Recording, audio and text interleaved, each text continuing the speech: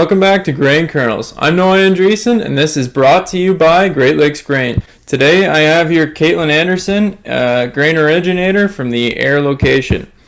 Kaitlynn, how did you get into the agricultural industry? Thanks, Noah. So I've been involved in agriculture for as long as I can remember.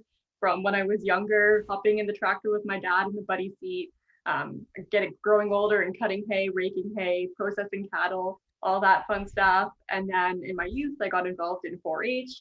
I also represented my agricultural society as the fair ambassador, and now I work in the industry. So it's always been a part of my life. Awesome, I love that. And we had a USDA report today. Can you tell me all the highlights from that? Yeah, definitely. So for wheat, we're going to see the 21-22 domestic use projected to be 6% higher for feed and residual and food use. And that it'll end up being around 170 million bushels for feed and residual use. We're expecting to see that change, mostly because we're going to be we've seen a lot of corn being replaced with wheat in the feed rations.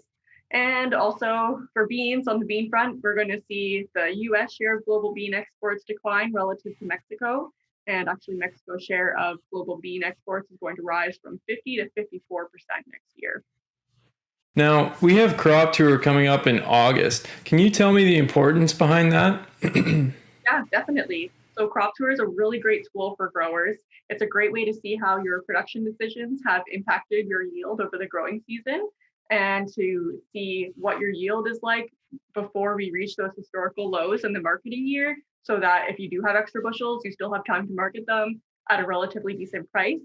So if you want to get involved in crop tour and learn a little bit more about it, reach out to your crop specialist or your local grain originator, and we will be happy to help you and get involved.